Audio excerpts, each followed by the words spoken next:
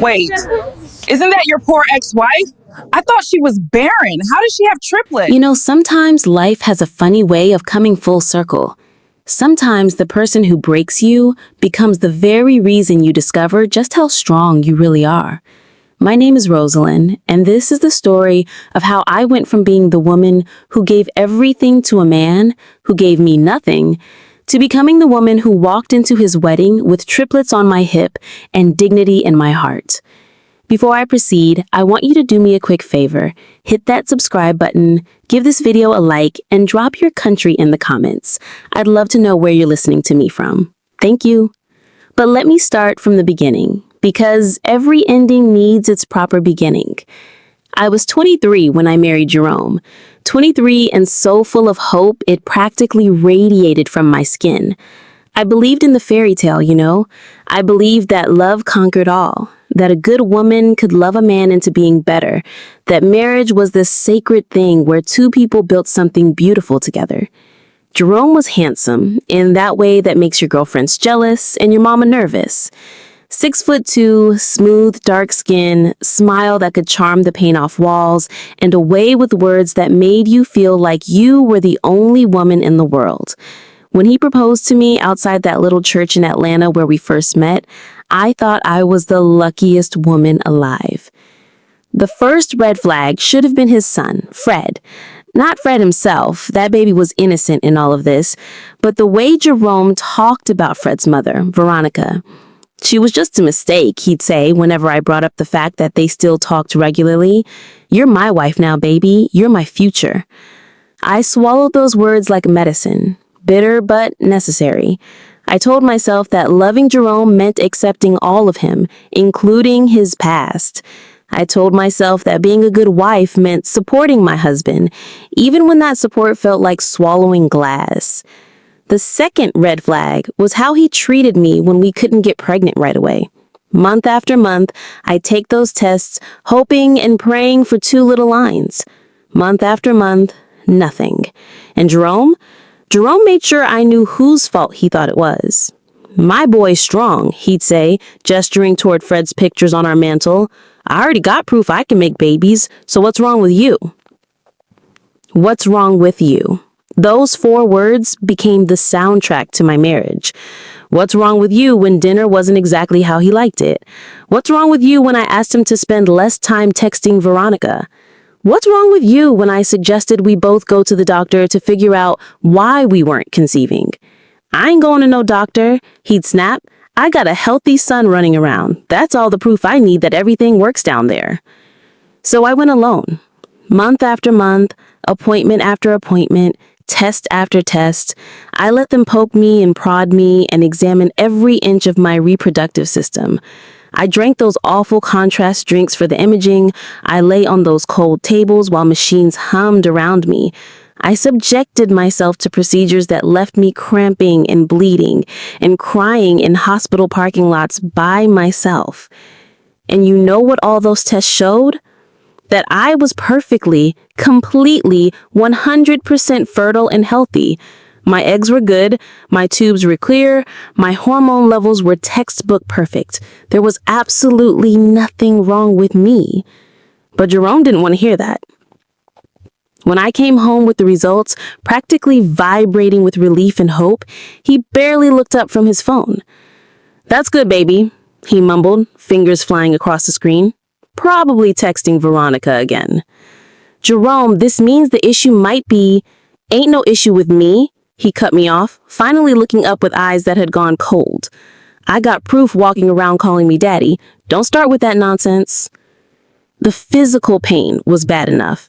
Jerome had hands that were quick to grab, quick to squeeze just a little too hard when he was frustrated. He never hit me. He was too smart for that, too concerned about his image. But he found other ways to hurt me. A grip on my wrist that left marks, fingers digging into my shoulders when he wanted to make a point, the kind of touches that looked like affection from the outside, but felt like warnings to me. The emotional pain was worse. Jerome was an artist when it came to tearing me down. He knew exactly which words would cut the deepest, exactly how to make me feel small and worthless, and grateful for whatever scraps of attention he threw my way. "You lucky I married you," he'd say during our fights. "Most men wouldn't want a woman who can't give them children."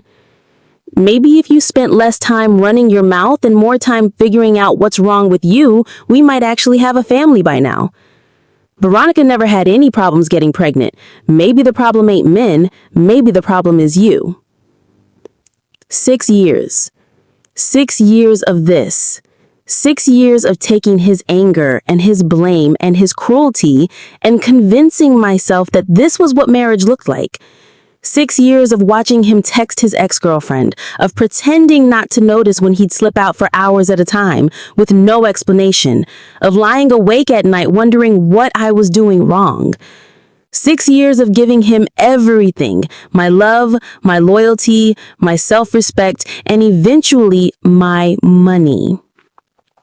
The money part started when Jerome's job at the auto shop started slowing down. Business was bad, he said. They were cutting hours, we were behind on rents, behind on the car payment, behind on everything. I watched him get more and more frustrated, more and more angry, and that anger always found its way back to me. I had been saving money. Not much. My job at the department store didn't pay much, but I was careful. I clipped coupons and bought generic brands and skipped lunch more often than I ate it.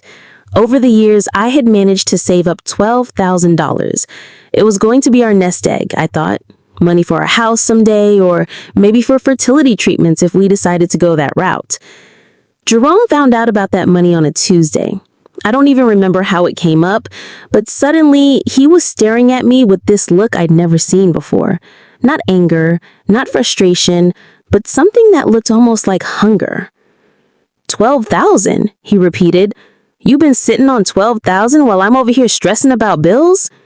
"I was saving it for us," I said quickly, recognizing the danger in his voice. "For our future, for when Our future is right now," he interrupted.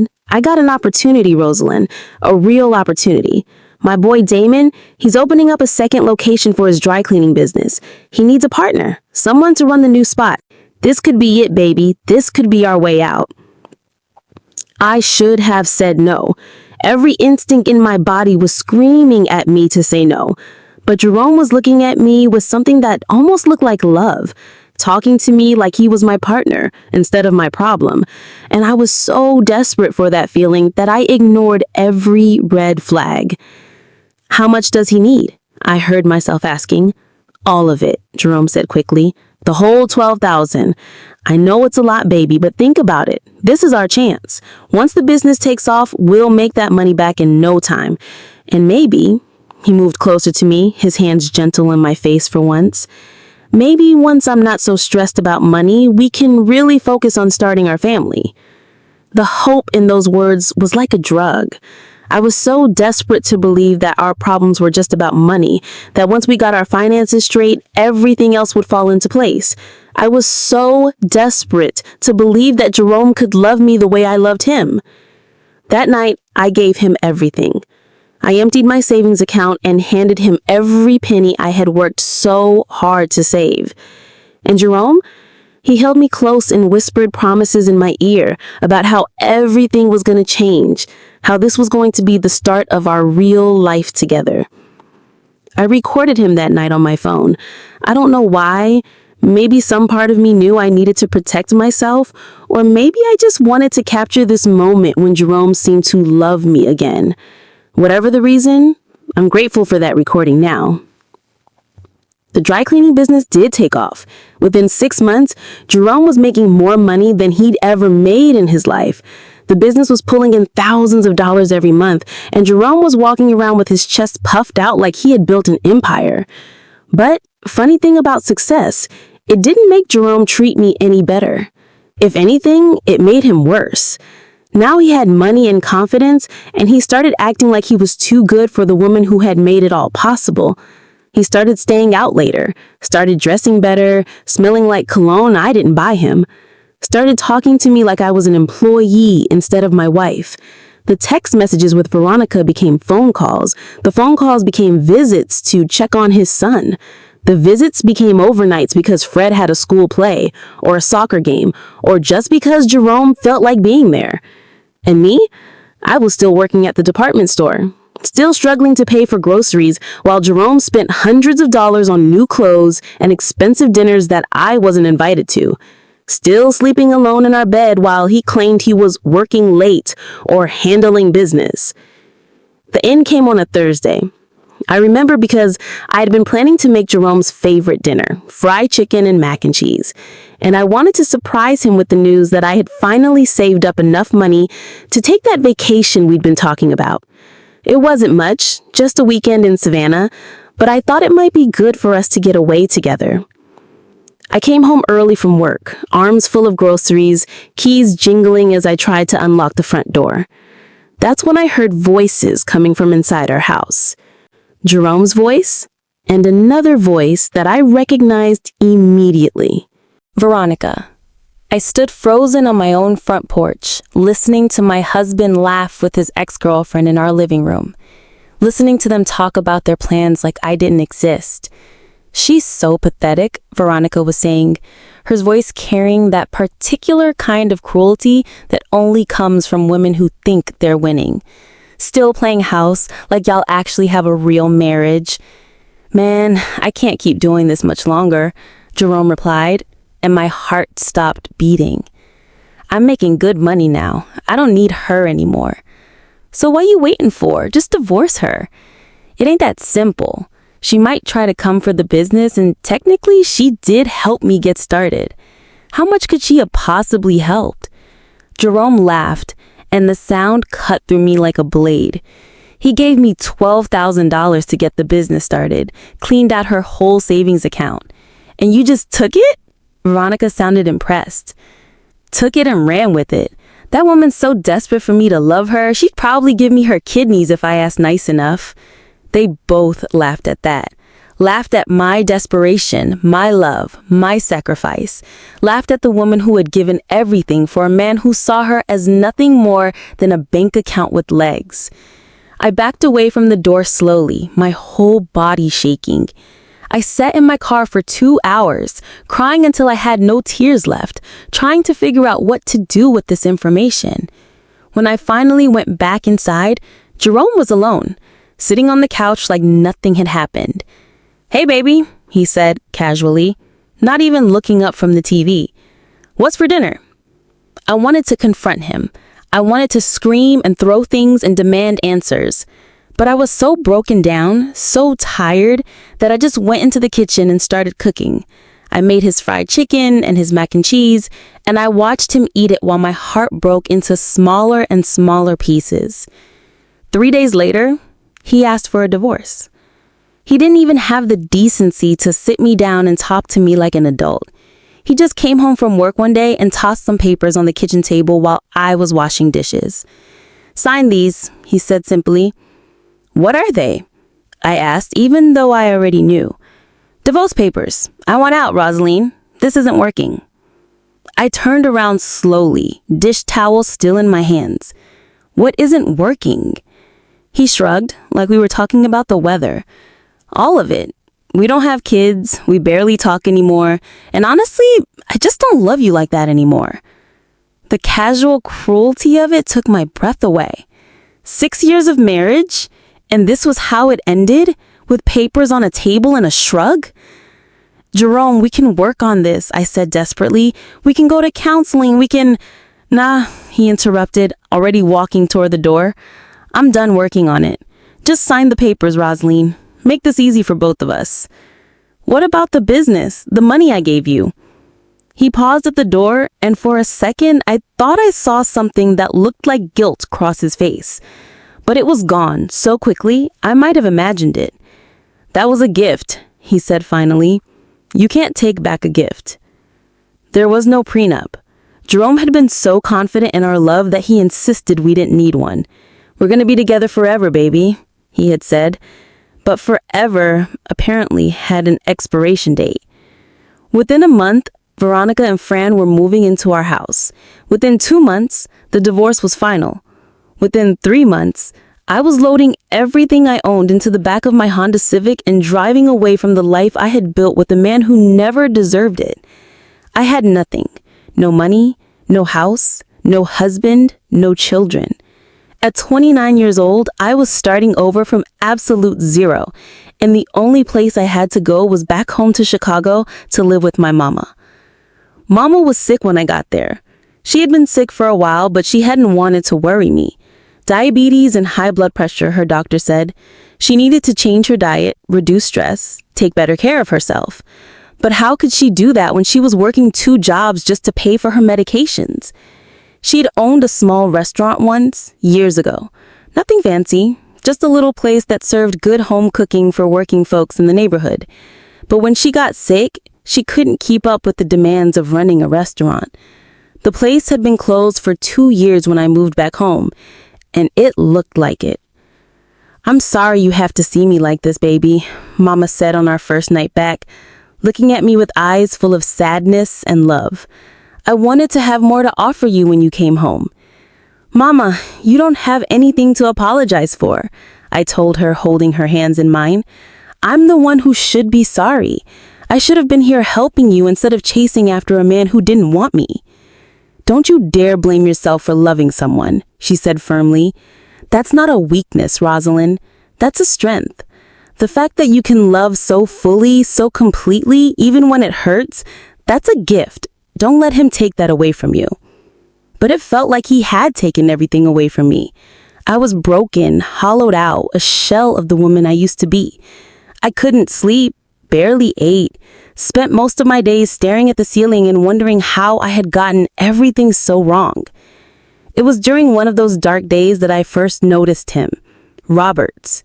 He was tall and lean, with kind eyes and a camera hanging around his neck. He had been hired to document the revitalization efforts in our neighborhood, and he kept coming around asking if he could film the old restaurant. "I know it's closed, but there's something beautiful about the bones of this place. I can see the love that went into it." Mama liked him immediately. She invited him in for coffee and spent hours telling him stories about the restaurant's heyday, about the people who used to come in for Sunday dinner, about the community that had formed around her little place. I mostly hid in my room during those early visits. I wasn't ready to be around people, wasn't ready to pretend to be okay when everything inside me felt broken. But Roberts was persistent in the gentlest way possible. "I don't have to talk to me," he said one day, finding me sitting on the back porch where I thought I could avoid him. "But can I sit here with you? Sometimes it's nice just to have company." And so he sat, not talking, not pushing, just being there. It was the first time in months that I felt like I could breathe properly. It took me 3 months to tell him what had happened. 3 months of him showing up consistently, bringing groceries for Mama, helping with small repairs around the house, treating us both with a kindness I had forgotten existed in the world. When I finally told him about Jerome, about the marriage and the money and the way it all ended, I expected pity. I expected him to look at me like I was damaged goods, like most people do when they hear stories like mine. Instead, Roberts got angry, not at me, but for me. That man is a fool, and someday he's gonna realize what he gave up. "I gave him everything," I whispered, the words cutting my throat on their way out. "My money, my love, my life, everything, and it wasn't enough." "It wasn't about you not being enough," Robert said gently. "It was about him not being man enough to recognize what he had." Slowly, carefully, I started to rebuild. Not just my life, but myself. I started going to therapy, working through the trauma of my marriage and the depression that had settled over me like a thick blanket. I started helping Mama with her medical appointments, making sure she was eating right and taking her medications. And I started looking at that old restaurant with new eyes. The building was solid, just tired. The kitchen equipment was old but functional. The dining room needed work, but the bones were good, just like Roberts had said. And I started to have an idea. What if we didn't reopen it as a traditional restaurant? What if we turned it into something different, something that fit the neighborhood's changing needs? I started researching. I spent hours at the library learning about food trucks and grab-and-go concepts, about healthy eating and meal prep services. I studied successful small businesses, read everything I could get my hands on about entrepreneurship and marketing and customer service. The idea that started to form was simple: healthy, affordable meals for busy people. Fresh salads and grain bowls, smoothies and cold-pressed juices, meal prep containers that working families could grab on their way home. Food that nourished people's bodies instead of just filling them up. But ideas don't pay bills, and I didn't have any money to turn my vision into reality. So I started small. I got a job at a nearby grocery store, working early morning shifts, stocking shelves, and running registers. It wasn't glamorous work, but it was honest work, and every paycheck brought me a little closer to my goal. In the evenings, I experimented. I turned Mama's kitchen into a test lab, trying different recipes and combinations, learning about nutrition and flavor profiles and food safety.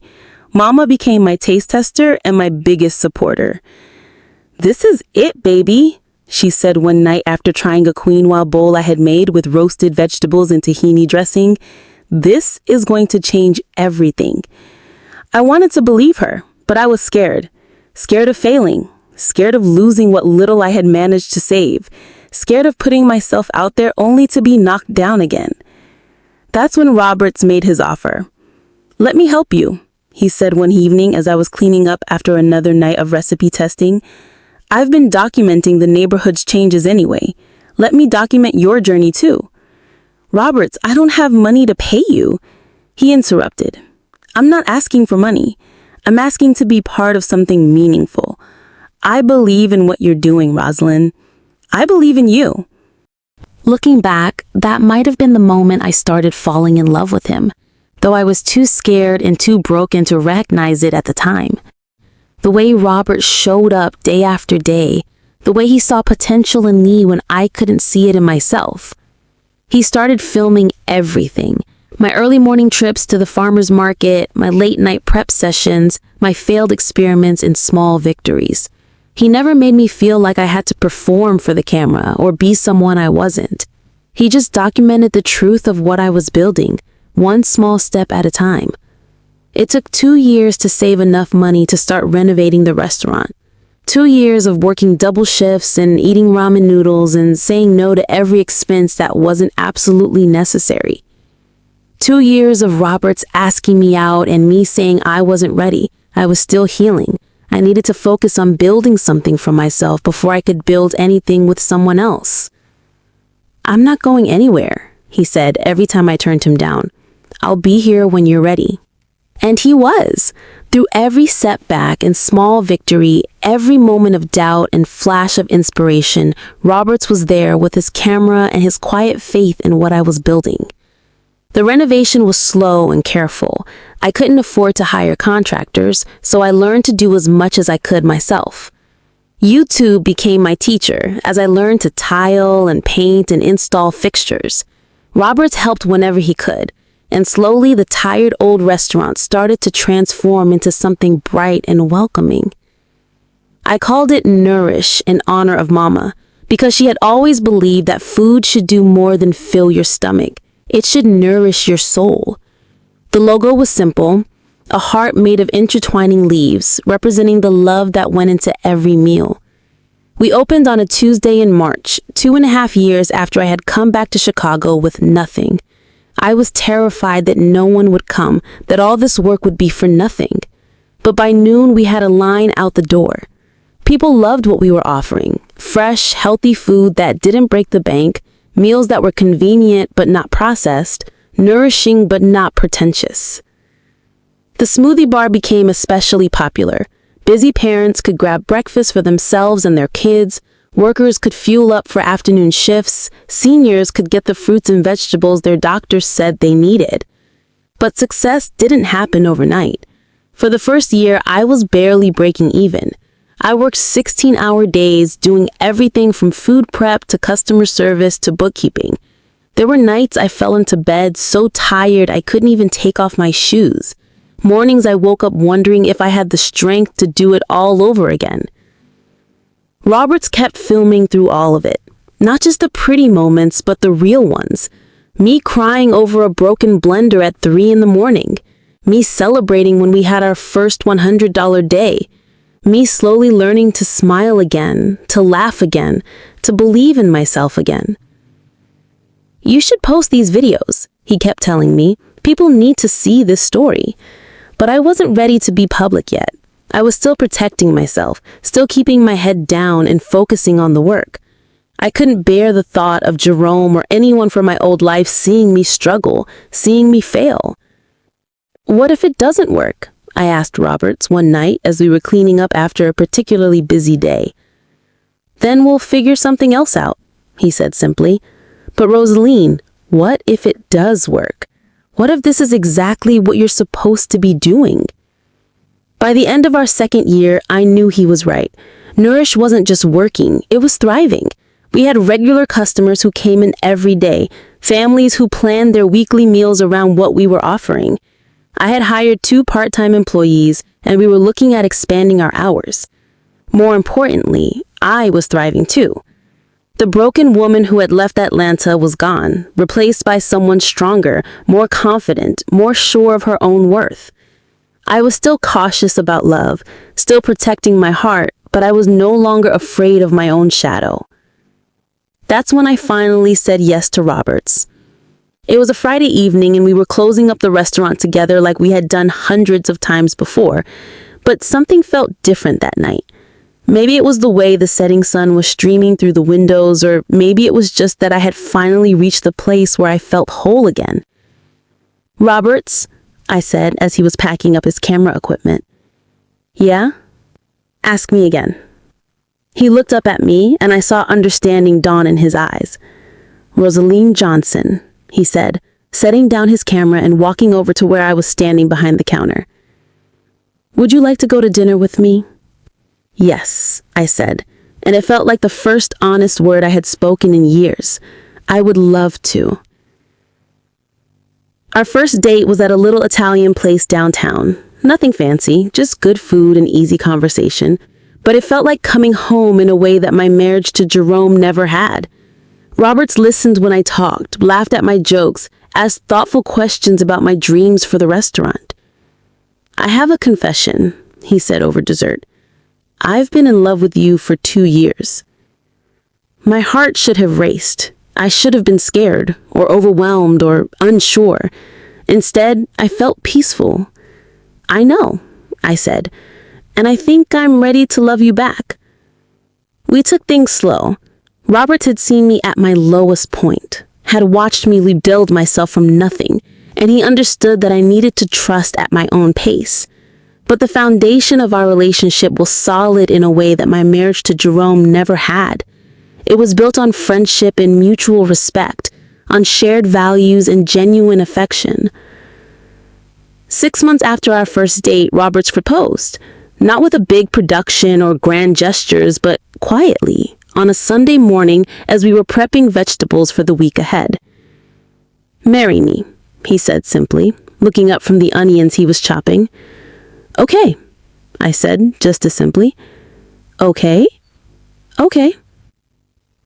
We got married at the courthouse on a Thursday, with Mama and Robert's parents as our witnesses. I wore a simple white dress from Target and carried a bouquet of sunflowers from the farmer's market.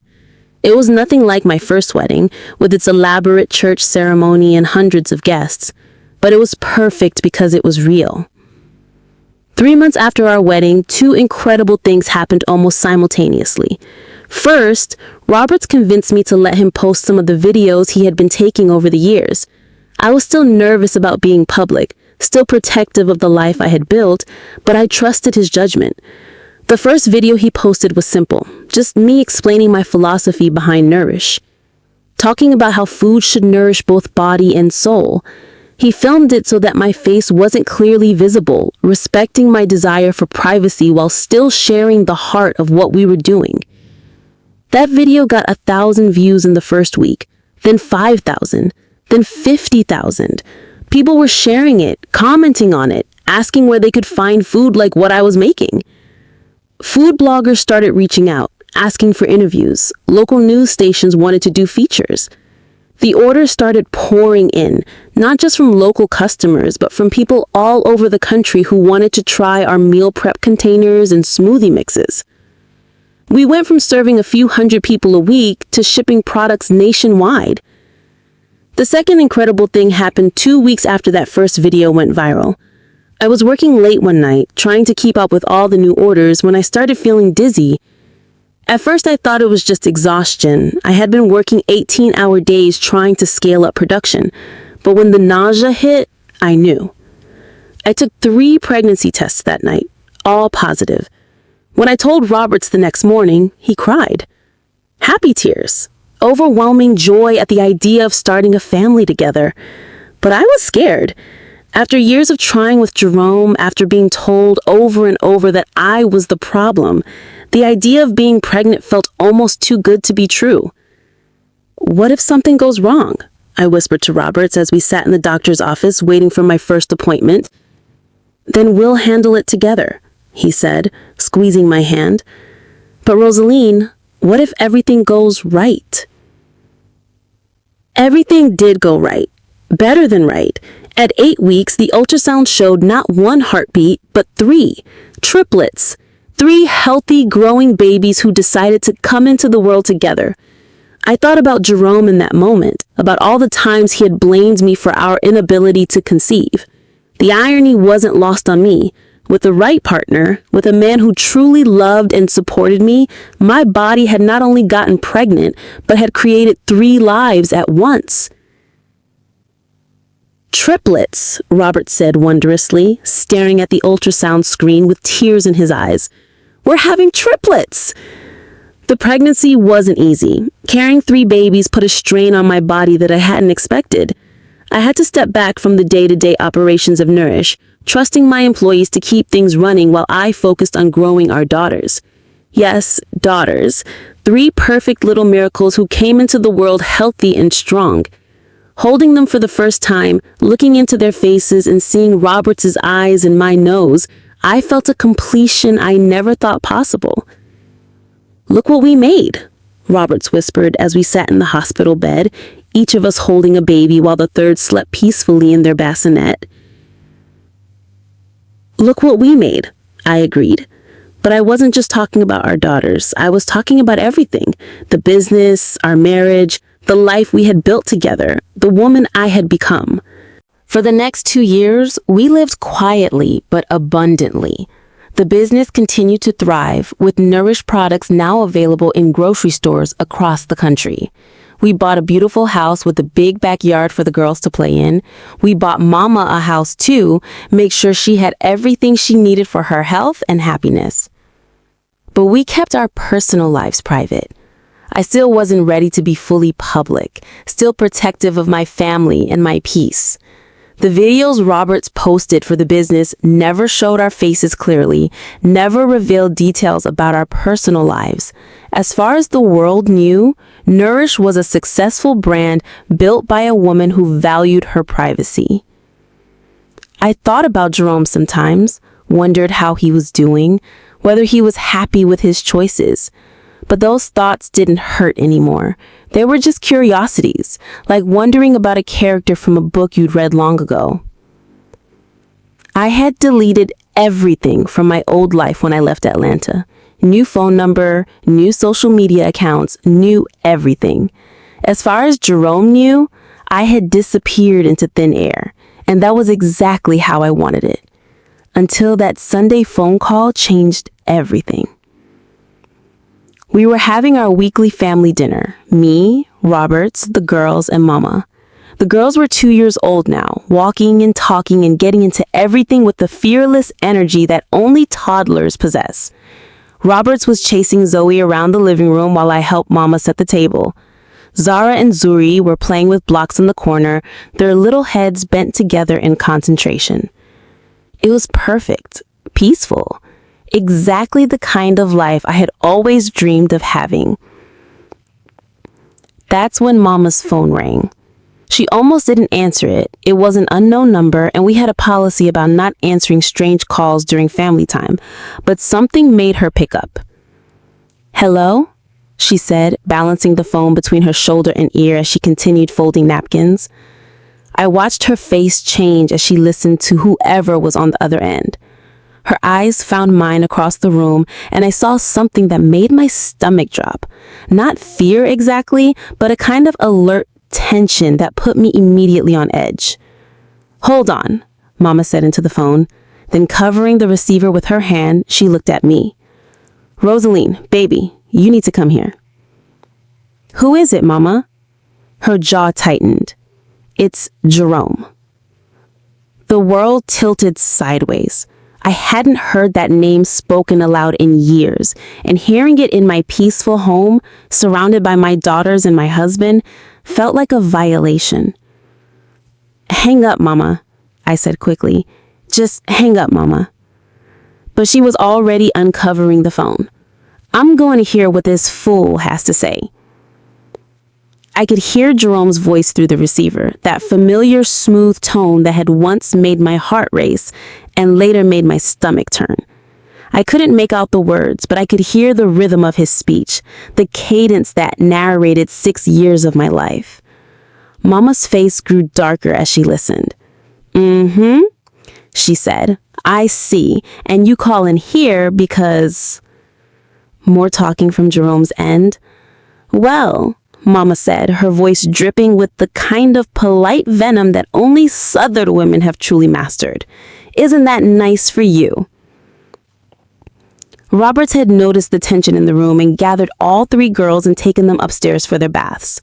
I was grateful for his intuition, for his ability to protect them from whatever this was without needing explanation. Finally, Mama hung up the phone. She looked at me for a long moment, her face unreadable. "What if he want?" I asked, though part of me didn't want to know.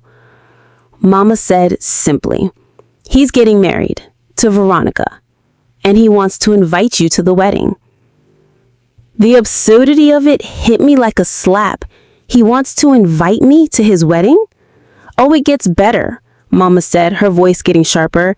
"He specifically wanted me to tell you you're welcome to come celebrate with them since you helped him get started in life, and he wanted to show his appreciation for everything you did for him." The mockery in those words was unmistakable. This wasn't an invitation. It was a setup.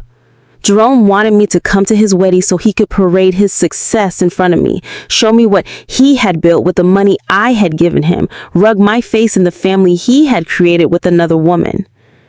He thought I was still that broken woman who left Atlanta with nothing.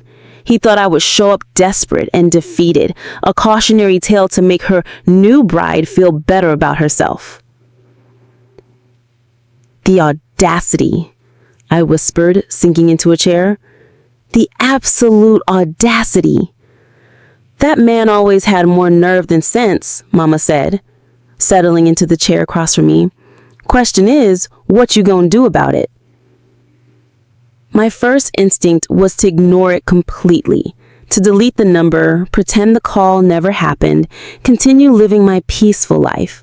I had worked so hard to build something beautiful, something whole. Why would I risk that by walking back into Jerome's world? But there was something about the calculated cruelty of that invitation that lit a fire in me. The assumption that I was still that broken woman that he had discarded, still vulnerable to his manipulation, still small enough to be intimidated by his success. Roberts came back downstairs just as I was reaching for my phone. "Everything okay?" he asked, reading the tension in the room immediately. I told him about the call, about Jerome's wedding invitation and what it really meant. I watched his face darken as he processed the information, saw his hands clench into fists as he understood the level of disrespect we were dealing with. "He thinks he's going to humiliate you," Robert said quietly. "That's exactly what he thinks. And he has no idea who you are now, what you've built, what you've become." I looked at my husband, this man who had seen me at my lowest point and loved me back to life, who had documented my journey from broken to brilliant, who believed in me even when I didn't believe in myself. "No," I said slowly. He has no idea. So what do you want to do? Roberts asked. I thought about it for a long moment. Thought about the woman who had given Jerome everything and received nothing in return. Thought about the woman who had rebuilt herself from scratch, who had turned her pain into purpose, who had created something beautiful and meaningful and successful. Thought about my daughters upstairs sleeping peacefully in beds that I had bought with money I had earned, in a house that represented security and love and everything I had never had with Jerome. I want to go, I said finally. Roberts raised an eyebrow. You sure about that? I'm sure. And I was. Not because I wanted to prove anything to Jerome, but because I wanted to close that chapter of my life properly. I wanted to face the man who had broken me from a position of strength, to show him and myself how far I had come. Okay, Robert said simply. Then we go. We? You think I'm letting you walk into that situation alone? We go. All of us. The idea of bringing my daughters to Jerome's wedding felt almost poetic, like these 3 beautiful children that he had insisted I could never have, walking to his celebration as living proof of everything he had been wrong about. Are you sure about this? I asked Roberts. This could get ugly. Baby, he said, pulling me into his arms. Ugly is thinking you can invite your ex-wife to your wedding to humiliate her and getting away with it. What we're going to do is beautiful. Over the next few days, we planned carefully. Roberts pulled up Jerome's social media accounts. He was very active online, constantly posting about his success, his relationship with Veronica, his excitement about their upcoming wedding. The business was doing well. He was driving expensive cars, wearing designer clothes. He looked like a man who thought he had won the lottery of life. But I noticed things in those posts that probably escaped most people's notice. The way his smiles never quite reached his eyes. The way Veronica looked at him like she was still waiting for the other shoe to drop. The way their 2 children, Fred, who was now 11, and a younger daughter named Kennedy, often looked uncomfortable in the perfectly posed family photos. Most telling of all were the posts about their journey to forever. Jerome wrote long captions about how he had to learn what real love looked like and how Veronica had shown him what he was missing. The subtext was clear. I had been practice, a warm-up act for the main event. Look at this. Roberts showed me his phone screen. Jerome had posted the photo of their wedding venue, an elegant ballroom at a downtown Atlanta hotel. The caption read, "Can't wait to celebrate with all the people that matter. New beginnings require letting go of old mistakes." Old mistakes. That's what I was to him now. Not a person who had loved him faithfully for 6 years, not a partner who had invested everything in his dreams, not a woman who had endured his cruelty and still believed in his potential. Just an old mistake. He's really going to regret this, Robert said quietly. The week before the wedding, I did something I hadn't done in years. I looked up Jerome's address. Not because I wanted to contact him, but because I wanted to see what he had built with the foundation I had provided.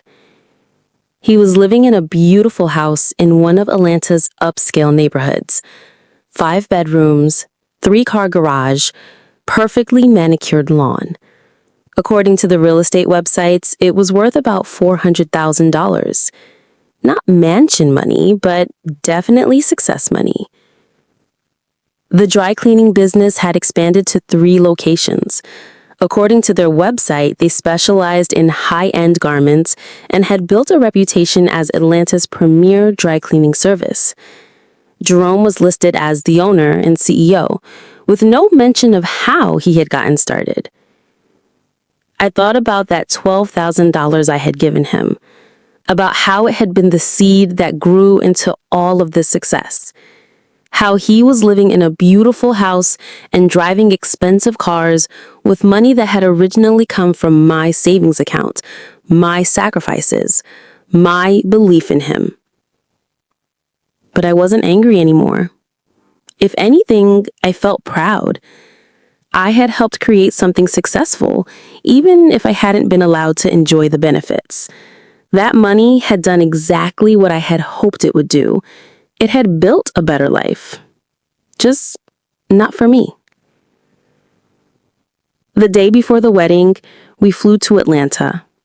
I had booked us into a suite at the Four Seasons, not because I wanted to be extravagant, but because I wanted to feel completely comfortable and confident. This wasn't about flaunting wealth. It was about walking into Jerome's world from a position of strength. The girls were excited about their first airplane ride, chattering nonstop about the clouds and the tiny cars below. They didn't understand where we were going or why, just that it was an adventure with Mama and Daddy. That night, as I put them to bed in the hotel, Zoe looked up at me with Robert's thoughtful eyes. "Mama, are we going to a party tomorrow?" "Yes, baby, a grown-up party." "Will there be cake?" "Probably." "Good. I like cake." If only it were that simple, I thought. If only life was just about cake and parties and being 2 years old with parents who loved you. I didn't sleep much that night. I kept thinking about the last time I had been in Atlanta, leaving with nothing but a broken heart and a Honda Civic full of clothes. Now I was returning with a husband who adored me, 3 healthy children, and a business worth millions of dollars. The transformation was so complete, it felt almost fictional, like I was living someone else's life. The wedding was at 2 o'clock. At noon, we started getting ready. I had bought a new dress for the occasion. Not white, that would have been petty, but a deep emerald green that complemented my skin tone and showed off the confidence I had built over the years. It was elegant without being flashy, beautiful without trying to outstage the bride. Roberts wore a charcoal gray suit that made him look like he had stepped off the cover of a magazine. The girls were dressed in matching yellow dresses that made them look like tiny sunflowers, bright and joyful and impossible to ignore. At 1:30, our limousine arrived. I had debated about the limousine. It felt a little over the top, a little too much like making a statement. But Roberts had insisted. "This isn't about showing off," he said, as he helped me into the back seat. "This is about showing up. There's a difference." The drive to the hotel took 20 minutes. 20 minutes for my heart to race, for my palms to sweat, for every doubt I had pushed down to resurface. What if this was a mistake? What if Jerome really did manage to humiliate me? What if I walked into that ballroom and became that broken woman again? "Hey," Robert said, squeezing my hand. "Look at me." I turned to face him, seeing my own anxiety reflected in his eyes. "You are not the same woman who left the city 5 years ago. You are Rosaline Roberts, CEO of Nourish, mother of 3 beautiful daughters, my wife, my partner, my equal. You were not going into that room to prove anything to Jerome. You were going in there to prove something to yourself." What am I proving to myself? That you survived, that you thrived, that the woman he discarded was actually the prize he was too stupid to appreciate. The hotel was exactly as fancy as I had expected. Marble floors, crystal chandeliers, staff in crisp uniforms directing guests towards the ballroom. I could see other wedding guests arriving, women in elegant dresses, men in expensive suits. everyone looking like they belonged in Jerome's new world of success and sophistication. Our limousine pulled up to the front entrance just as a couple in their 50s was getting out of a Mercedes. The woman's dress probably cost more than I used to make in a month at the department store. The man's watch glinted in the afternoon sun. These were Jerome's people now. Successful, polished, wealthy. The kind of people who would look at the woman I used to be and see exactly what Jerome had seen. Someone beneath their notice. But I wasn't that woman anymore. Roberts got out first, then helped me out of the car. The girls followed, looking around with wide eyes at the fancy hotel and all the dressed-up people. To them, this was just another adventure, another new place to explore.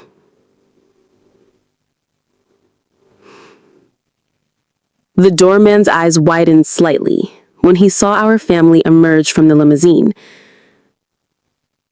Not because we looked out of place, but because we looked exactly right. Elegant, confident, happy. A beautiful family arriving at a celebration. "Good afternoon," he said politely, holding the door for us. "Thank you," I replied, my voice steady despite the butterflies in my stomach. Inside, there were signs directing guests towards the Morrison-Williams wedding.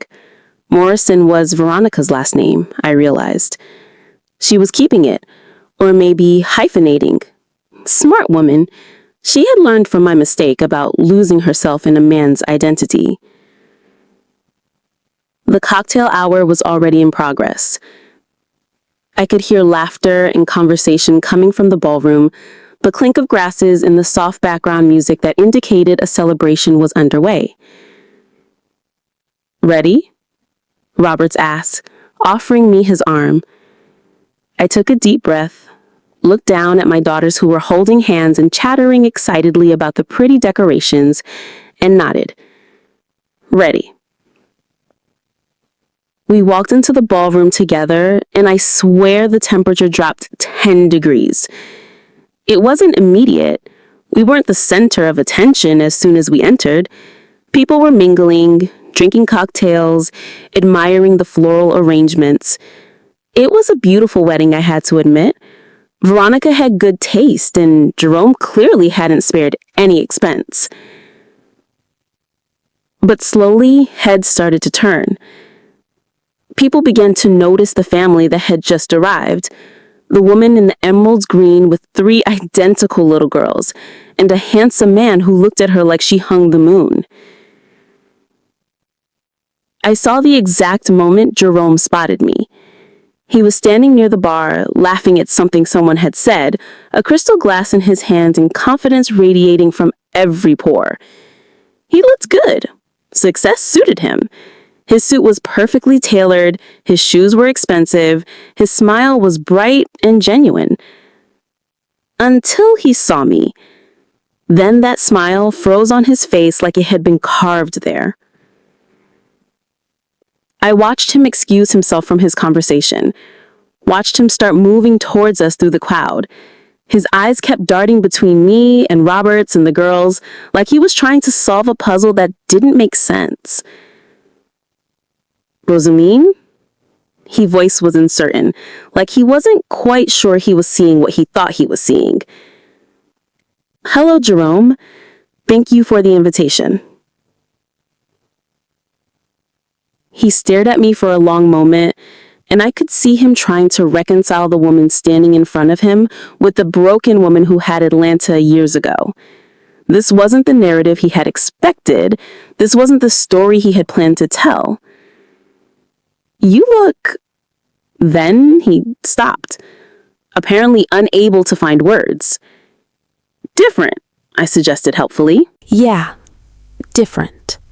His eyes moved to Roberts, taking in the expensive suit, the confident posture, the way he stood protectively close to me. "And you are?" "Roberts," my husband said simply, extending his hand for a shake that Jerome accepted automatically. "Rosaline's husband." Husband. Jerome repeated the word like it was foreign. Then his eyes dropped to the girls, who were still holding hands and looking around at all the pretty decorations. And these are our daughters, I said, putting my hands on Zoe and Zara's shoulders. Zuri was clinging to Robert's leg, suddenly shy in the face of this strange man who was staring at them so intently. Zoe, Zara, and Zuri. Triplets, Jerome said quietly. Yes. I watched him process this information, watched him count backwards in his head, watched him realize that I had gotten pregnant and given birth to 3 healthy children within a few years of our divorce. The same woman he had blamed for our infertility, the same woman he had convinced himself was broken, had gone on to have not 1, but 3 children. Congratulations, he said finally, but the word sounded forced. Thank you. And congratulations to you too. Marriage is a beautiful thing when you find the right person. The subtle dig wasn't lost on him. His jaw tightened almost imperceptibly, but he managed to keep his smile in place.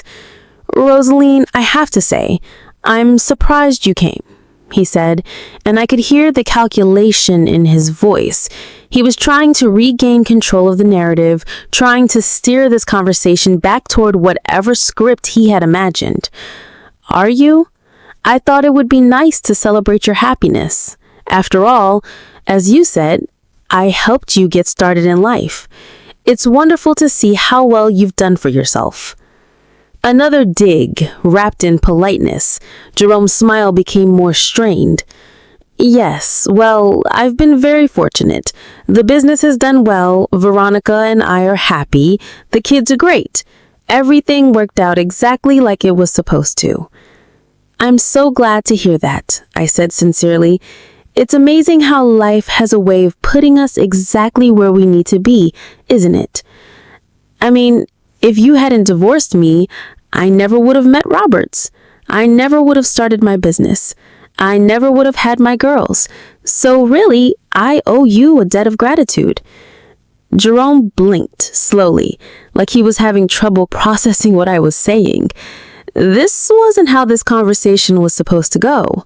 I was supposed to be impressed by his success, intimidated by his new life, made to feel small by comparison.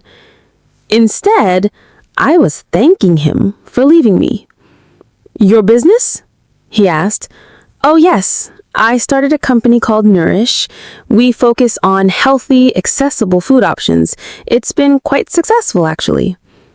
Nourish, Jerome repeated, and I saw a flicker of recognition in his eyes.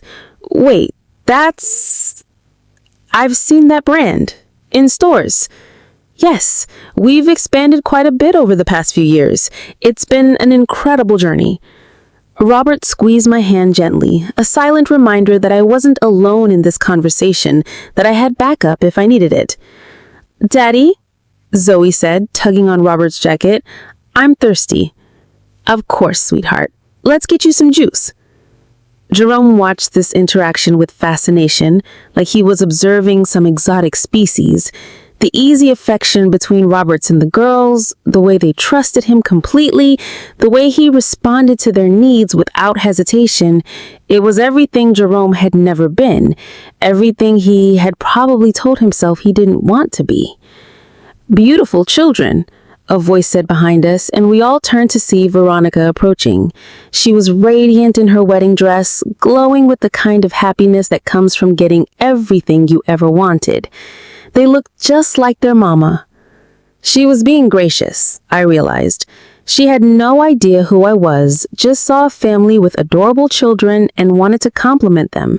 She was being kind to a stranger at her own wedding, which said something nice about her character. Thank you, I said warmly, and congratulations to you too. You look absolutely beautiful. Thank you so much. I'm Veronica, the bride. Rosaline. And this is my husband Roberts and our daughters. I watched Veronica's face carefully as I said my name, waiting for the recognition to dawn. It took a moment, but I saw the exact second she realized who I was. Her smile faltered just slightly. Her eyes darted to Jerome, and I could see her rapidly recalculating the situation. Veronica, she repeated slowly. Jerome's ex-wife. Yes. I hope you don't mind that we came. Jerome was kind enough to invite me, and I thought it would be lovely to meet you and celebrate your happiness. Veronica looked between Jerome and me like she was watching a tennis match. I could practically see the wheels turning in her head as she tried to figure out what game was being played and what role she was supposed to play in it. Of course not, she said finally, her gracious hostess training kicking in. Any friend of Jerome's is welcome here. Friend. That was a diplomatic way to put it. Veronica, darling, there you are. An older woman approached our group, clearly Veronica's mother based on the family resemblance. People are asking about the dinner seating arrangements. Of course, Mama. Rosalind, Roberts, I hope you'll excuse me. Please, enjoy the cocktail hour. Dinner will be served soon. As she walked away with her mother, I caught the older woman asking quietly, "Who was that, baby?" I didn't hear Veronica's response, but I saw her mother's head snap around to look at us with undisguised curiosity. "Well," Robert said quietly, "this is interesting." Jerome was still standing with us, apparently unable to figure out how to extricate himself from this conversation. He kept staring at the girls who had lost interest in the adult talk and were now playing some elaborate game that involved pointing at different flowers in the centerpieces. "There two?" he asked, suddenly. 2.5, I corrected. He did the math again, his frown deepening. "So you got pregnant pretty quickly after we divorced?" "Yes, very quickly. Amazing what can happen when you're with someone who actually loves you." The words came out sharper than I intended, but I didn't regret them. Jerome flinched like I had slapped him. "Rosaline, I never said I didn't love you." "No, you're right. You just treated me like I was disposable. There's a difference." I was going through a lot back then. The business stress, the pressure to succeed, the business that I funded with my life savings. Jerome's face flushed. "You offered that money. After you told me it was an investment in our future together, after you promised me that success would mean we could finally focus on our marriage, on starting a family, after you made me believe that our problems were just about money." "They were about money, partially." "No, Jerome, they were about the fact that you never respected me, never valued me, never saw me as anything more than a convenience. The money was just the excuse you used to justify treating me badly." We started to draw attention from other guests. I could see people glancing over at us, probably wondering why the bride's new husband was having such an intense conversation with another woman. "Maybe we should continue this later," Jerome said, clearly wanting to escape. "Actually, I think we've said everything that needed to be said years ago. I'm just here to celebrate your wedding. Remember?" Robert stepped closer to me, a subtle reminder that I wasn't fighting this battle alone. The girls were getting restless, starting to whine about being hungry and wanting to sit down. "Why don't we find our table?" Robert suggested diplomatically. Jerome looked relieved at the suggestion, probably eager to put some distance between us, but as we started to walk away, he called out to me, "Rosaline." I turned back. "I'm glad things worked out for you. I really am." There was something in his voice that sounded almost like sincerity, almost like regret. For a moment, I saw a flash of the man that I had fallen in love with years ago, before success and ego and cruelty had hardened him into someone I couldn't recognize. "Thank you, Jerome. I hope you're truly happy." And I meant it. Whatever anger I had carried, whatever resentment had lived in my heart, it was gone. I didn't wish him ill. I just didn't wish him anything at all anymore. Dinner was an elaborate affair. The ballroom had been transformed with hundreds of candles and flowers, creating an atmosphere that was both elegant and romantic. Our assigned table was toward the back of the room, which I assumed was intentional. Keep the ex-wife away from the main action. But our table mates were lovely people. A couple in their 60s who had been friends with Veronica's family for years, a young couple who worked with Jerome at the dry cleaning business, and a single woman who turned out to be Veronica's college roommate. The conversation was easy and pleasant. No one seemed to know who I was, which allowed me to relax and just enjoy the evening. The girls were surprisingly well behaved, charmed by all the attention and happy to eat the chicken fingers that the catering staff had provided for them. It wasn't until the speeches started that things got interesting again. The best man went first, telling funny stories about Jerome's bachelor party and his nerves about getting married. Veronica's maid of honor followed with a sweet speech about friendship and finding your soulmate. Then Jerome stood up to address his guests. He looked confident up there, comfortable with being the center of attention. He thanked everyone for coming, talked about how beautiful Veronica looked, made jokes that had people laughing and nodding along. "You know," he said, settling into what was clearly going to be a longer portion of his speech, "I used to think I knew what love was. I thought love was just about finding someone who would put up with you, someone who would stick around no matter how you treated them." My stomach tightened. Where was he going with this? But real love isn't about tolerance. Real love is about finding someone who challenges you to be better, someone who sees your potential and helps you reach it. Real love is about partnership, about building something together that's bigger than either of you could create alone. He was looking directly at Veronica as he said this, but I could feel his words like arrows aimed at me. The implication was clear. What we had wasn't real love because I hadn't challenged him, hadn't helped him become better. Never mind that I had given him everything. Never mind that I had funded his dreams and supported his ambitions and believed in him when he didn't believe in himself. According to Jerome's revised history, I had been the passive one, the one who had held him back rather than lifting him up. Veronica showed me what it meant to be truly loved. She showed me that the right woman doesn't just support your dreams, she dreams alongside you. She doesn't just believe in your potential, she helps you reach it. The applause was enthusiastic. People were wiping away tears, nodding along with Jerome's words about finding true love and becoming a better man. It was a beautiful speech if you didn't know the real story behind it. Then it was Veronica's turn. She started off sweetly, thanking everyone for being there, talking about how blessed she felt to be marrying her best friend. But then she started talking about their journey together, and I could tell she was about to go somewhere that might get uncomfortable. Jerome and I have been through a lot together.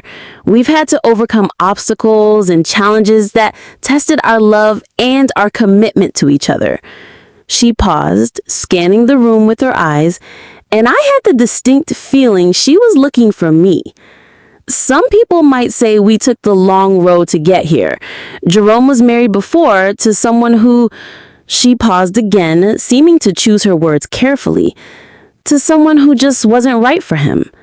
My heart started beating faster. This was it. This was the moment Jerome had been planning when he invited me. He had told Veronica about me, probably painted me as the inadequate first wife who couldn't give him what he needed, and now she was going to complete his humiliation of me in front of all these people. Some women, they love with conditions. They love as long as everything is easy, as long as they're getting what they want from the relationship.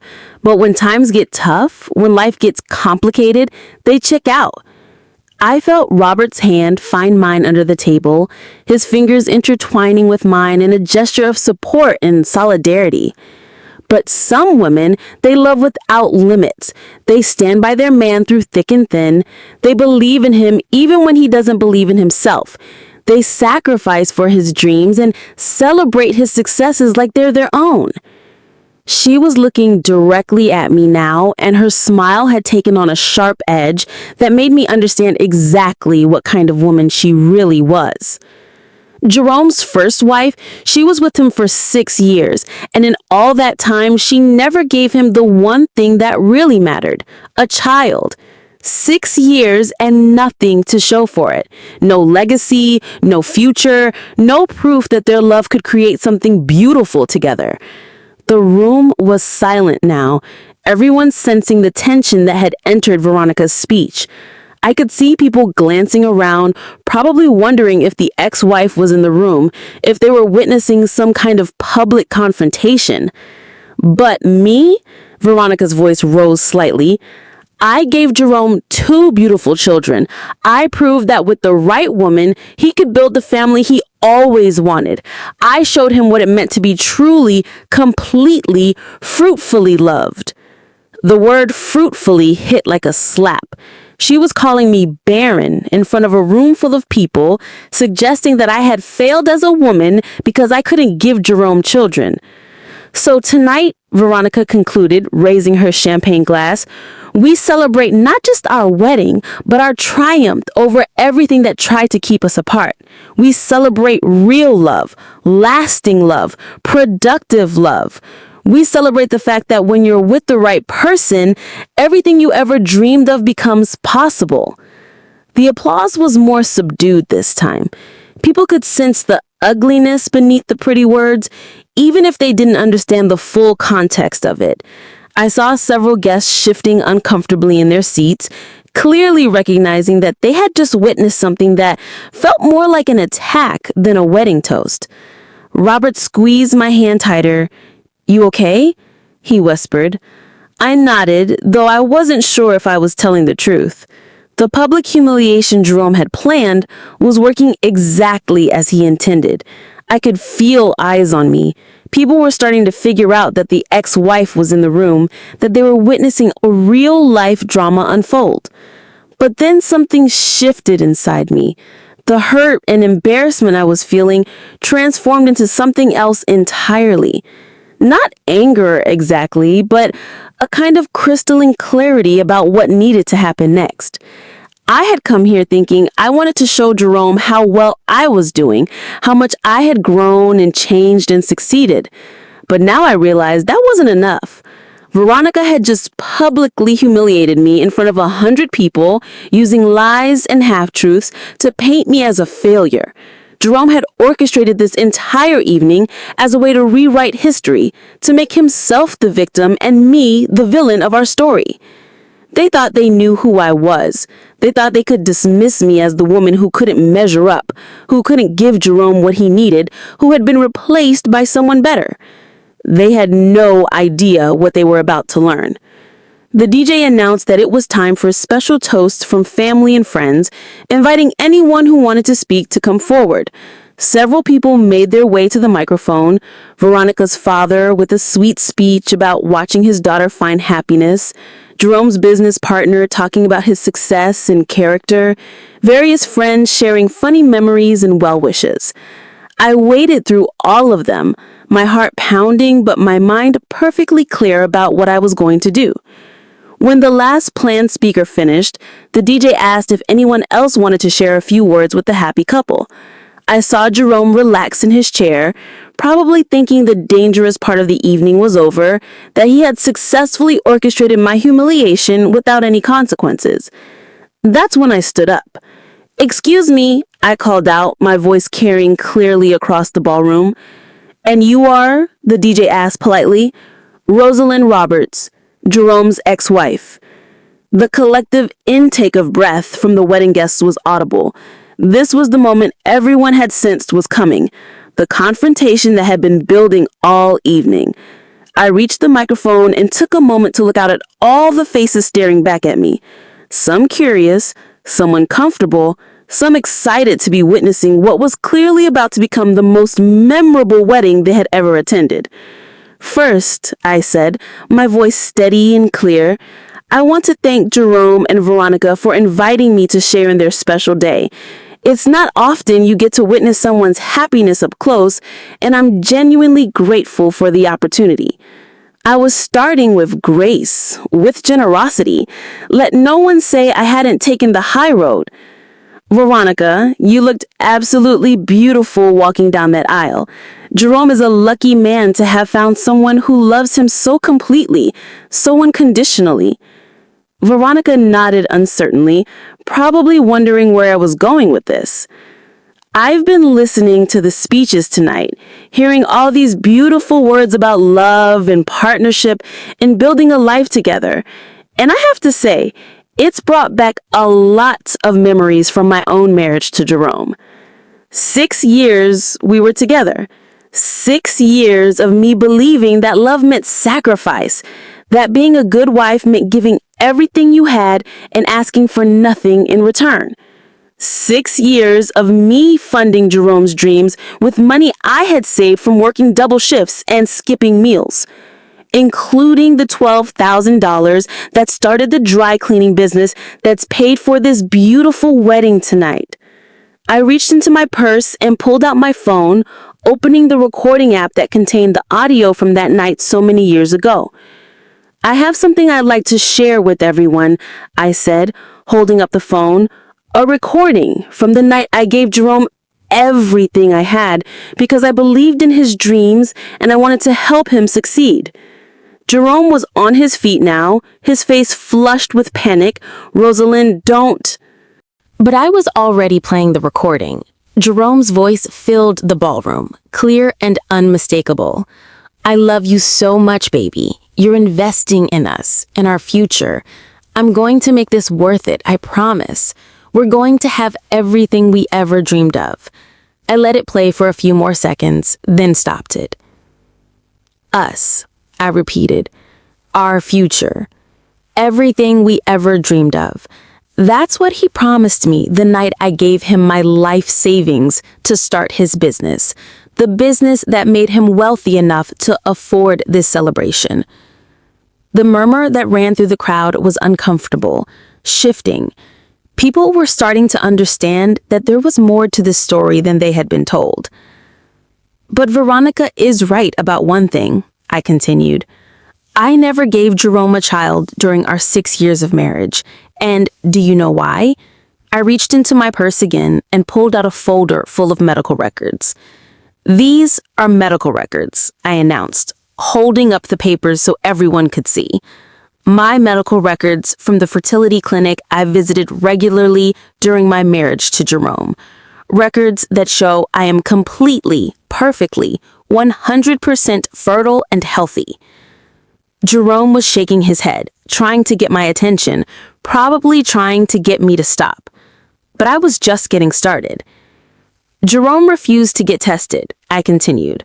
For 6 years, he blamed me for our inability to conceive, made me believe that I was broken, that I was failing him as a wife. He said he had proof that he was fertile because he had Fred. I gestured toward the children's table where 11-year-old Fred was sitting with Kennedy and a few other kids, looking uncomfortable at being the center of attention. So I did what any desperate woman would do. I secretly had Fred tested. The gasp that went through the room was audible. Jerome was completely white now, and Veronica looked like she was about to faint. DNA doesn't lie, I said, pulling out another set of documents. Fred is not Jerome's biological child. Never was. The silence in the room was deafening. I could see people pulling out their phones, probably recording what was turning into the most dramatic wedding speech in history. But that's not all, I continued, my voice gaining strength with each revelation. I also had Jerome tested, without his knowledge, of course, but it's amazing what you can learn from a toothbrush and a few strands of hair. Jerome was shaking his head now, trying to get my attention, probably trying to get me to stop, but I was just getting started. Jerome refused to get tested, I continued. For 6 years, he blamed me for our inability to conceive, made me believe that I was broken, that I was failing him as a wife. He said he had proof that he was fertile because he had Fred. I gestured toward the children's table where 11-year-old Fred was sitting with Kennedy and a few other kids, looking uncomfortable at being the center of attention. So I did what any desperate woman would do. I secretly had Fred tested. The gasp that went through the room was audible. Jerome was completely white now, and Veronica looked like she was about to faint. DNA doesn't lie, I said, pulling out another set of documents. Fred is not Jerome's biological child. Never was. The silence in the room was deafening. I could see people pulling out their phones, probably recording what was turning into the most dramatic wedding speech in history. But that's not all, I continued, my voice gaining strength with each revelation. I also had Jerome tested, without his knowledge, of course, but it's amazing what you can learn from a toothbrush and a few strands of hair. Jerome was backing away from his table now, like he could somehow escape what was happening by putting physical distance between us. Jerome has a genetic condition that makes him completely infertile. He cannot, has never been able to, and will never be able to father children naturally. I held up the test results so everyone could see them. Which means that Kennedy, your beautiful 2-year-old daughter, isn't his child either. Veronica's champagne glass slipped from her hand and shattered on the floor. She was staring at me in horror, but I could see in her eyes that she knew I was telling the truth. Probably had suspected it for years, but had been too afraid to face it. You see, I said, addressing the room now instead of just the couple. Jerome built his entire identity around being a man who could create life, who could provide for his family, who could give a woman what she needed. But it was all a lie. He blamed me for 6 years for something that was never my fault, never my failing, never my inadequacy. I walked closer to where Jerome and Veronica were standing, my voice softening slightly. I'm not telling you this to hurt you, Veronica. I'm telling you this because you deserve the truth. You deserve to know that the man you just married has been lying to you about one of the most fundamental aspects of your relationship together.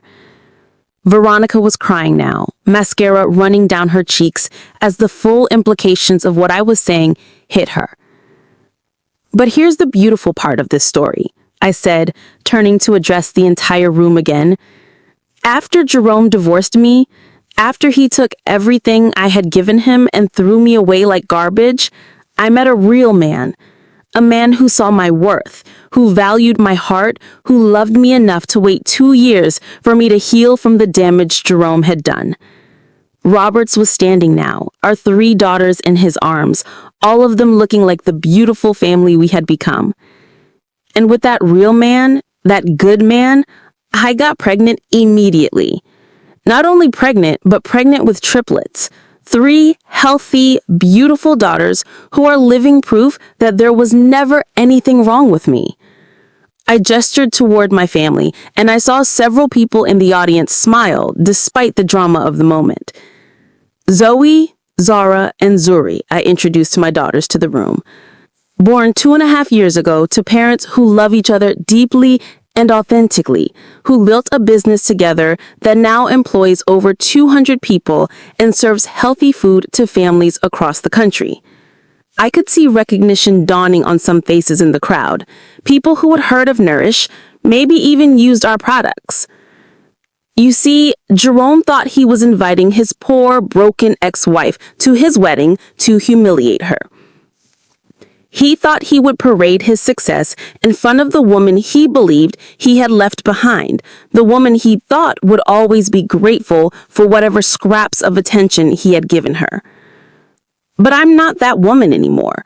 I'm not the woman who believed that love meant accepting cruelty. I'm not the woman who thought marriage meant giving everything and asking for nothing in return. I'm not the woman who allowed a man to convince her that she was broken when he was the one who was damaged. I am a woman who turned $12,000 into a multi-million-dollar business. I am a woman who healed from trauma and learned to love herself enough to demand better. I am a woman who found a partner who sees her as an equal, who celebrates her successes instead of feeling threatened by them, who gave her 3 beautiful children on the first try, because that's what happens when you're with someone who actually loves you. I looked directly at Jerome, who was slumped in his chair like a deflated balloon. I want to thank you, Jerome. Thank you for showing me what I didn't want in a marriage. Thank you for treating me so badly that I had no choice but to learn my own worth. Thank you for leaving me, because if you hadn't, I would never have found the life I was actually meant to live. I turned to Veronica, who was still crying, but was now looking at me with something that looked almost like gratitude. And Veronica, I'm sorry that you're learning this truth in front of all these people instead of in private. I'm sorry that the man you love has been lying to you about something so fundamental. But I want you to know that this doesn't have to define you. You're young, you're beautiful, you're clearly strong enough to build a life with a difficult man. You can build an even better life without him. I gathered up my documents and put them back in my purse. Enjoy the rest of your wedding, I called back to the stunned couple. And Jerome, the next time you want to humiliate someone, make sure you're not the one with secrets to hide. The ballroom erupted as we walked out. I could hear people talking excitedly, phones buzzing with notifications as guests shared what they had just witnessed.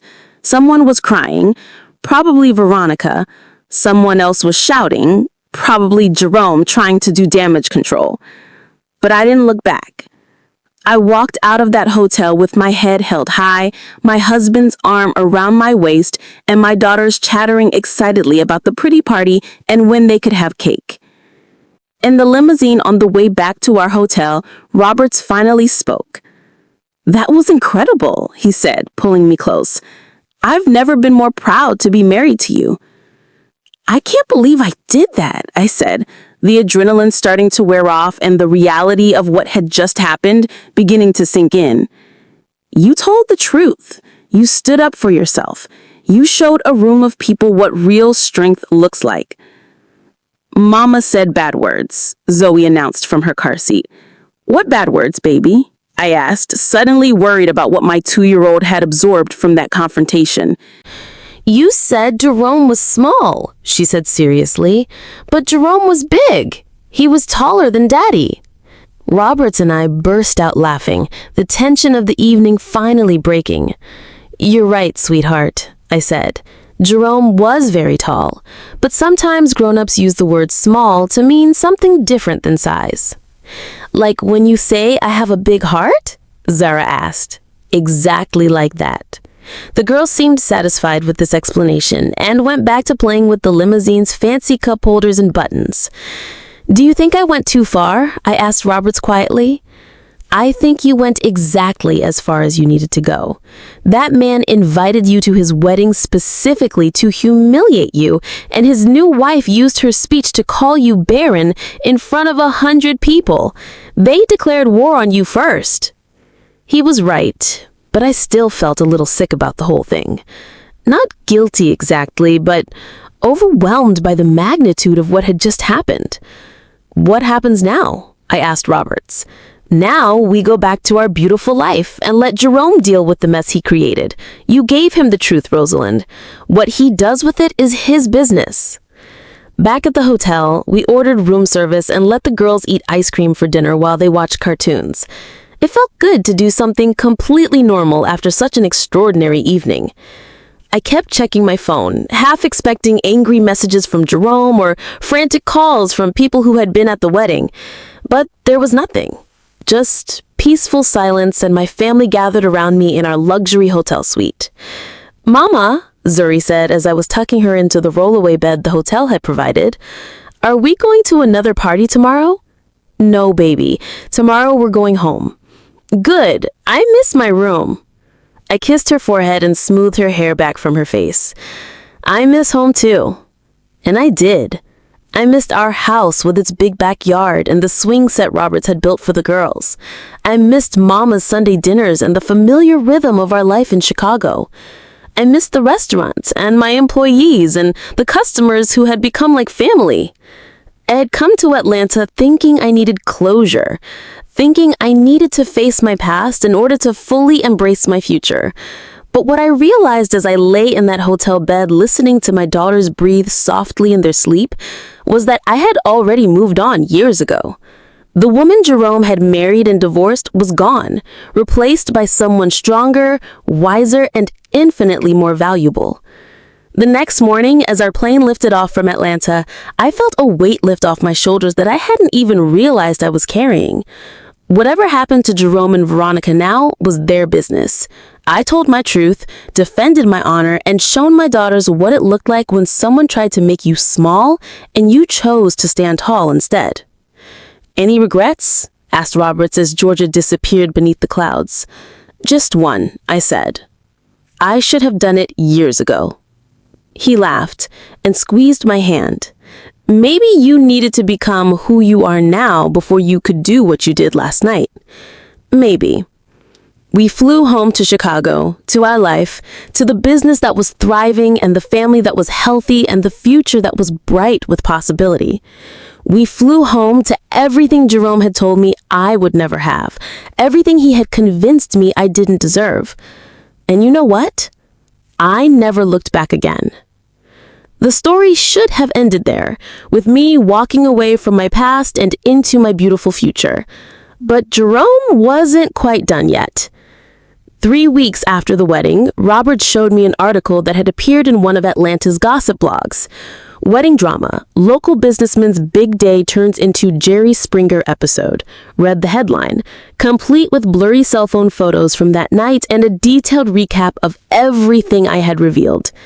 The article was brutal.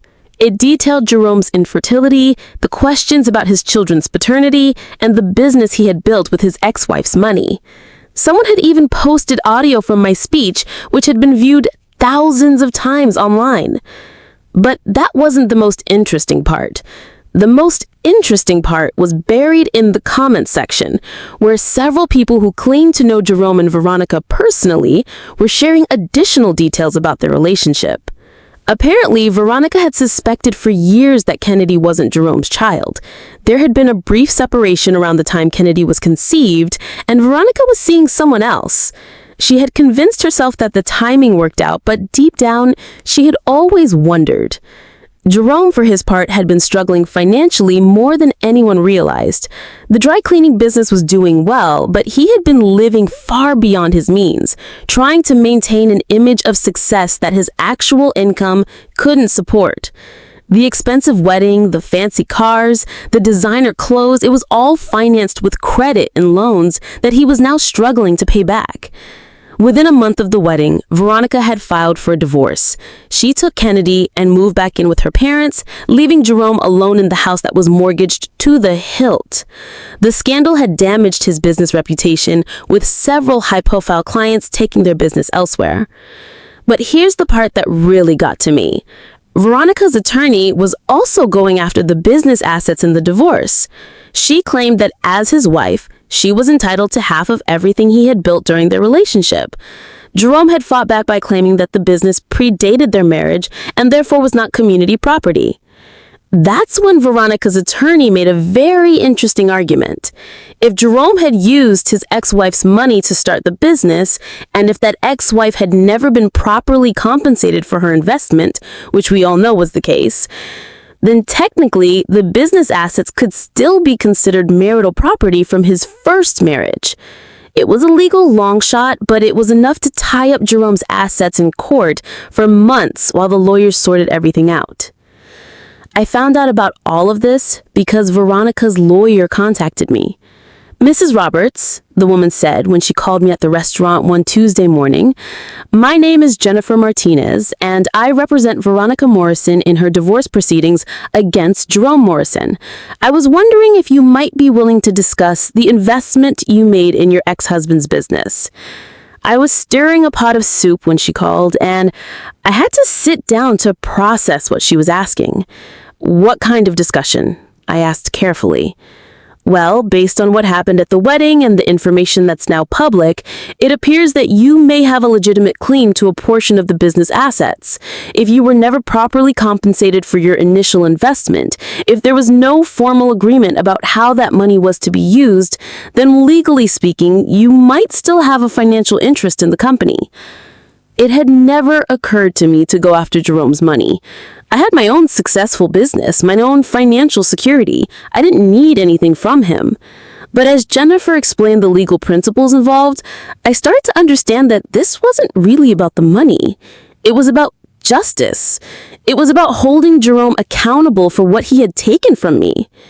How much are we talking about? I asked. Well, that depends on several factors. How much did you invest initially? What was the business worth when you divorced? What is it worth now? But conservatively, we're probably talking about several $100,000, possibly more. Several $100,000. Enough to expand Nourish into new markets. Enough to set up college funds for my daughters. Enough to make sure Mama never had to worry about medical bills again. I need to think about this, I told Jennifer. Of course, but Mrs. Roberts, you should know that the statute of limitations on this kind of claim is running out. If you're going to pursue this legally, you need to act soon. I talked it over with Roberts that night after the girls were asleep. What do you think? I asked him.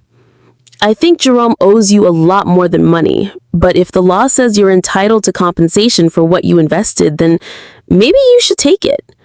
It feels like a little light kicking someone when they're already down.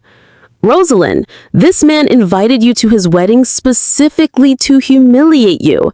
He allowed his new wife to call you barren in front of 100 people. He took your money and your loyalty and your love and threw them back in your face. He's not down because of bad luck or circumstances beyond his control. He's down because his lies finally caught up with him. Roberts was right. But I still felt a little sick about the whole thing. Not guilty exactly, but overwhelmed by the magnitude of what had just happened. What happens now? I asked him. I think Jerome owes you a lot more than money, but if the law says you're entitled to compensation for what you invested, then maybe you should take it. I talked it over with Roberts that night after the girls were asleep. What do you think? I asked him. I think Jerome owes you a lot more than money. But if the law says you're entitled to compensation for what you invested, then maybe you should take it. It feels a little like kicking someone when they're already down. Rosalind, this man invited you to his wedding specifically to humiliate you.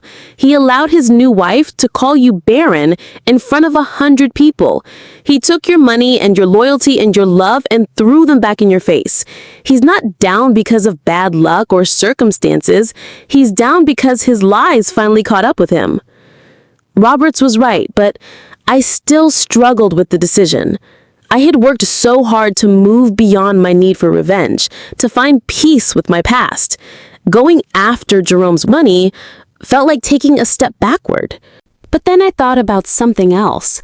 I thought about all the women who had been in my position, women who had given everything to men who gave them nothing in return, women who had been discarded and blamed and made to feel like failures. Women who didn't have the resources or support system to rebuild their lives the way I had. What if this wasn't about revenge? What if this was about setting a precedent? What if this was about showing other women that they didn't have to accept being treated like disposable conveniences? I called Jennifer back the next morning. I want to pursue the claim, I told her, not for revenge, but for justice.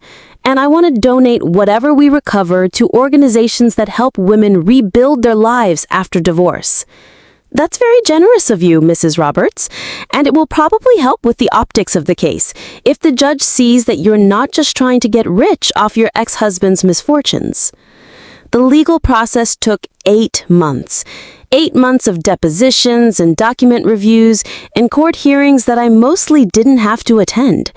8 months of Jerome's lawyers trying to argue that the money I had given him was a gift, not an investment, and therefore not subject to any kind of repayment.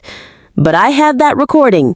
The recording where Jerome clearly stated that I was investing in us, in our future, and promised that we would have everything we ever dreamed of together.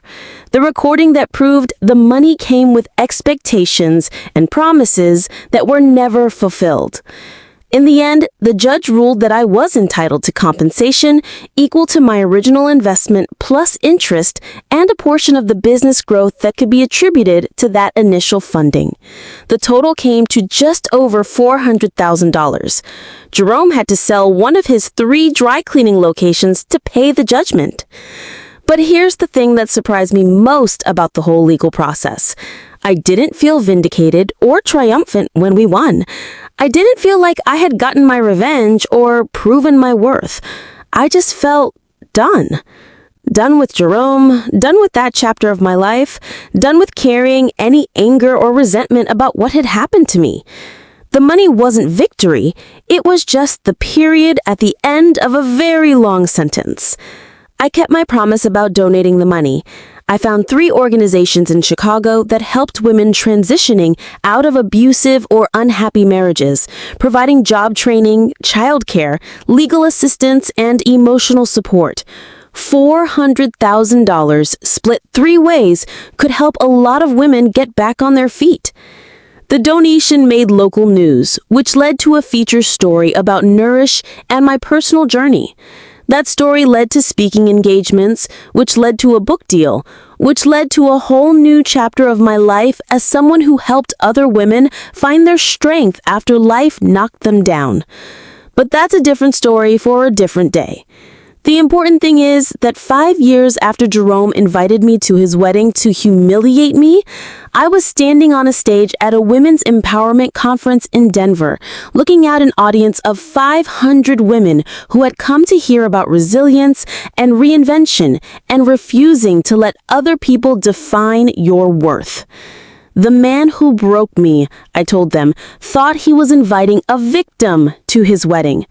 Instead, he invited the woman who would expose his lies, reclaim her power, and use her experience to help hundreds of other women do the same.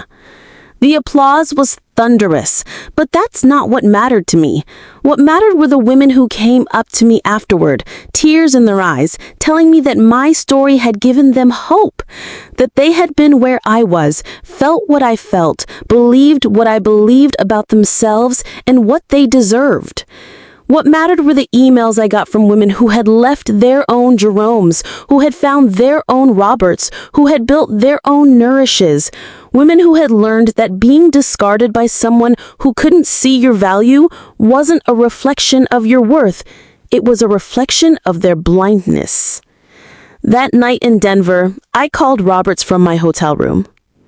"How did it go?" he asked, and I could hear the girls chattering in the background, probably fighting bedtime like they did every night I was away. It went perfectly, I told him. "I think I'm ready to come home now." "We're ready for you to come home too. Zuri drew you a picture of a rainbow, and Zara learned how to spell entrepreneur because she says that's what mama is." "And Zoe?" "Zoe asked me if you are famous now because people keep wanting to take pictures with you." I laughed. "What did you tell her?" "I told her that Mama was always famous in our house, but now other people are finally figuring out what we've known all along." "I love you." "I love you too. Come home and tell us all about how you changed the world today." I did go home. Home to Chicago, home to my family, home to the restaurant that had started as a desperate attempt to survive and had become a symbol of what was possible when you refuse to let someone else's limitations define your potential. Jerome's wedding had meant to be my humiliation. Instead, it became the moment I finally, fully, completely stepped into who I was always meant to be. And the woman I became was so much more than the woman he had tried to keep small could have ever imagined. Sometimes the best revenge isn't revenge at all. Sometimes it's just living so well, so fully, so authentically that the person who hurt you becomes irrelevant to your story. They become a footnote in the epic novel of your life, a brief chapter that had to happen so all the beautiful chapters that followed could unfold exactly as they were meant to. I never saw Jerome again after that wedding night. I heard that he was working at someone else's dry cleaning business now, that the scandal and the lawsuits had cost him most of what he had built. I felt sorry for him in the end, not because he was struggling, but because he would never understand what he had thrown away.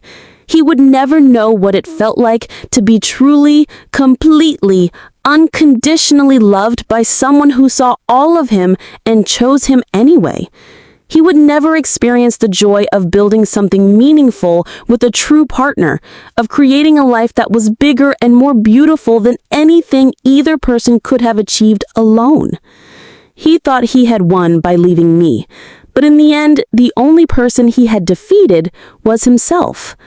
As for me, I won the only prize that ever really mattered, the life I was always meant to live, with the people I was always meant to love, doing the work I was always meant to do. And that victory was sweeter than any revenge could ever be. Looking back now, I can see that every painful moment of my marriage to Jerome was preparing me for the abundance that was waiting on the other side of that pain. Every day I spent questioning my worth was teaching me to recognize real love when it finally arrived. Every dollar I saved and gave away was setting the foundation for the empire I would eventually build on my own terms.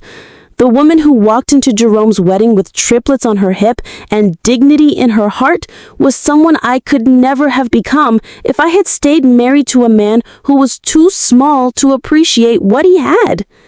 So thank you, Jerome, for being exactly who you were. Thank you for showing me what I didn't want, what I wouldn't accept, what I was worth more than.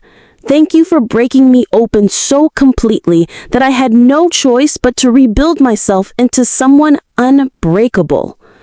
Thank you for inviting me to your wedding. It was exactly the closure I didn't know I needed. My name is Rosaline Roberts. I am a successful businesswoman, a devoted wife, a loving mother, and a woman who learned that sometimes the greatest gift someone can give you is showing you that you deserve better than what they're offering. This is my story, and it has a very happy ending. Now, tell me what you would have done if you were in my shoes. Would you just ignore the invitation? Or did you think I did too much? Or said too much? Just let me know in the comment section, as I'd love to read from you.